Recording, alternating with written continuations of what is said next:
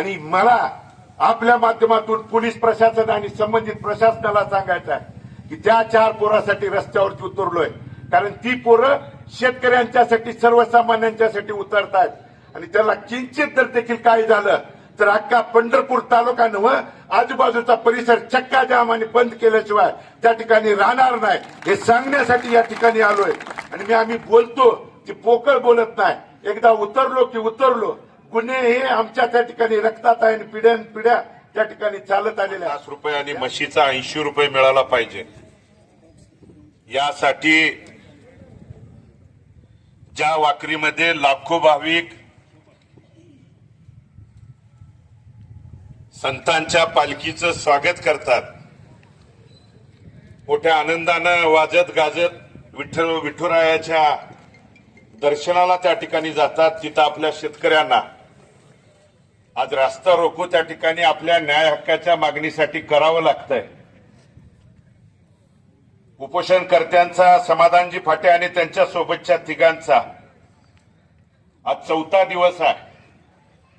प्रकृती त्यांची ढासळते, प्रशासन त्यांच्यावरती उपचारासाठी दबाव त्या ठिकाणी टाकतंय। पण आपल्या माध्यमातून पोलीस प्रशासन असेल इतर सर्व प्रशासनाला देखील विनंती करतात की ज्या सरकारकडे मायबाप सरकार म्हणून आपण शेतकरी वेळोवेळी मागतो त्या सरकारचं अधिवेशन नागपूरमध्ये 2 दिवस झालं सुरू आहे आणि तुम्ही प्रशासनानं त्या सरकारकडे मग तुमच्या आरजेडी असतील त्या माध्यमातून इथले तहसीलदार प्रांत कलेक्टर यांच्या माध्यमातून त्या उपोषणकर्त्यांच्या वरती उपचारासाठी दबावाच्या ऐवजी त्यांची मुळात मागणी काय आहे ही मागणी त्या शासनापर्यंत जर पोहोचवली आणि त्याला न्याय दिला तर बंधूंनो उपोषण करावं, न्याय हक्काची लढाई लढावी हे प्रत्येकाला त्या ठिकाणी आपल्याला वाटत असतं। परंतु आपल्या ग्रामीण भागात म्हण आहे छत्रपती शिवाजी महाराज जन्मले पाहिजेत पण शेजाऱ्याच्या घरात। आणि ते उपोषणकर्त्याला जर विचारलं ती काय परिस्थिती होती, काय अडचण निर्माण होती, तर अतिशय बिकट परिस्थितीतनं मग समाधानजी आणि त्यांचे 3 सहकारी आज 4था दिवस आहे आणि मागणी काय आहे। आज इथल्या अनेक संघटनेतले पदाधिकारी आहेत, प्रमुख आहेत, जिल्ह्याचे नेते आहेत, यांनी आपल्या मनोगतात बोलताना सांगितलं की गेल्या वर्षीची परिस्थिती या जिल्ह्यातले अनेक साखर कारखानदार आणि नेते मताच्या जोगव्यासाठी तुमची कुणाची मागणी देखील त्या ठिकाणी नसताना कुणी दंड थोपटून कुणी हवेत त्या ठिकाणी हात वर करून दर जाहीर केले आणि एकानं दर जाहीर केला की दुसऱ्यानं त्याच्यापेक्षा 10 रुपये 15 रुपये दिला का मताच्या जोगव्यासाठी।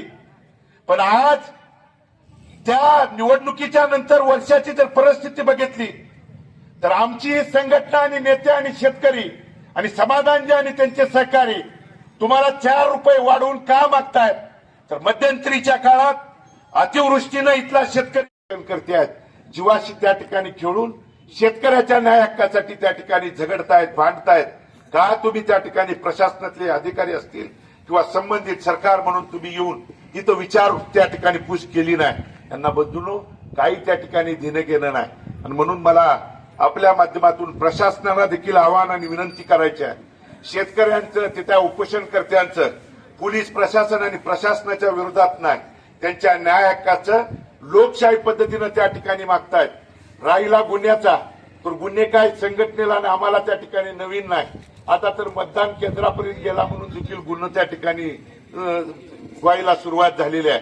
पण मला चळवळीतल्या पदाधिकाऱ्यांना विनंती करायची आहे, कुणाचा तरी जवळचा लांबचा नंतर बघू, राजकारणाच्या वेळी राजकारण प्रत्येकाने करावं तो त्याला त्या ठिकाणी अधिकार आहे। पण कुठलं तर पद, कुठलं तर महामंडळ, कुठलं तर अमुक, कुठलं तर तमुक या नावाखाली तुमची जी धार बोचट करायचं काम गेल्या अनेक वर्षापासून सुरू आहे, तुमची धार म्हणजे शेतकऱ्याची धार त्या ठिकाणी बोचट न होऊ देता शेतकऱ्याच्या न्याय हक्काच्या लढाईसाठी आणि मला आपल्या माध्यमातून पोलीस प्रशासन आणि संबंधित प्रशासनाला सांगायचं आहे की त्या 4 पोरासाठी रस्त्यावरती उतरलोय, कारण ती पोरं शेतकऱ्यांच्यासाठी सर्वसामान्यांच्यासाठी उतरतायत आणि त्याला किंचित जर देखील काही झालं तर अख्खा पंढरपूर तालुका नव्हे आजूबाजूचा परिसर चक्का जाम आणि बंद केल्याशिवाय त्या ठिकाणी राहणार नाही हे सांगण्यासाठी या ठिकाणी आलोय. आणि आम्ही बोलतो की पोकळ बोलत नाही. एकदा उतरलो की उतरलो.